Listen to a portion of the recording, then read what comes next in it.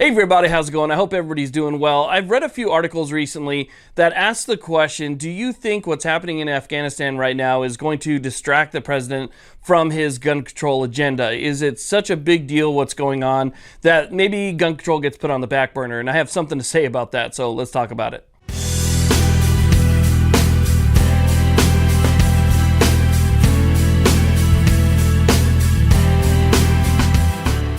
Okay, so is the situation in Afghanistan a big enough distraction to the president that he's not going to be able to push through his gun control agenda? And my answer to that is no, absolutely not. Number one, he doesn't really seem to care about what's happening over there. If he did, he'd be on TV a lot more. The fact of the matter is, he decided to pull out. He went to Camp David.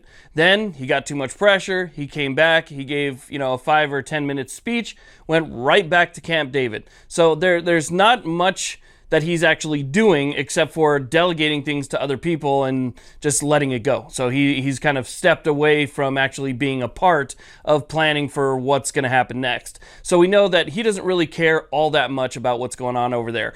Plus, when it comes to his gun control agenda, he's also punted that to other departments. So he's not really in charge of that particular agenda anymore. He's handed that off to the DOJ. He's handed that off to the ATF. He's basically assigned bureaucrats to decide whether or not your Second Amendment rights are going to be restricted. And those bureaucrats, whose sole focus is that, are not going to let up because of some international matter. They are going to continue to push to disarm Americans and restrict us of our rights. That is what they have been tasked to do. Now he just basically sits back and watches. So regardless of how distracted he may or may not get over the current situation, those bureaucrats who are below him, who run the agencies and departments that would be in charge of passing these things, like the ATF, are still hard at work trying to infringe on us.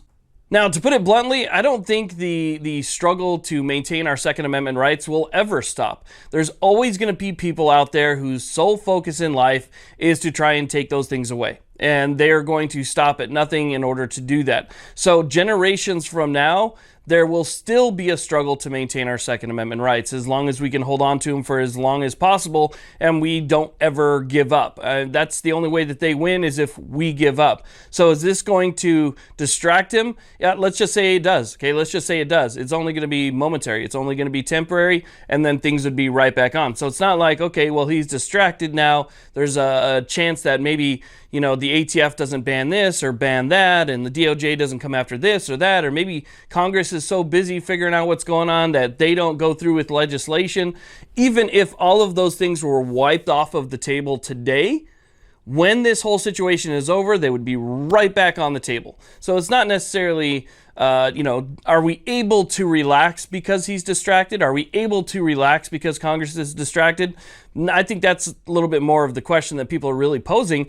And the answer to that is no. Because again, no matter what happens, at some point it will be brought up again. So with that being said, I totally understand the question. People want a short break from this uphill battle that we've been having since, let's say, December of 2020. When the Biden administration was set to take office and they were going through the transition, we already started experiencing things from the ATF where we're just, trying to maintain the Second Amendment rights that we have now. We don't even have all of the Second Amendment rights that we should have to this day. As long as the NFA exists, then our rights are still being infringed. As long as the GCA exists, then our rights are still being infringed. And until those things are turned over and we're able to enjoy our rights fully, then, our rights are being infringed, and that's not going to stop. So while I understand the question, and I understand people wanting a little bit of a break from everything that we've been experiencing in this uphill battle that we know we're going to be fighting for the next 4 years, I just don't think that we can let up, because again, it's not going away anytime soon. Our kids and our grandkids are still going to have to be defending our rights, be it the First or the 10th Amendment, all the way down the list. We need to make sure that we maintain all of them, or else we lose the society that we have today, or the society at least that a lot of us grew up in. So I want to thank you all very much for watching. I really do appreciate it.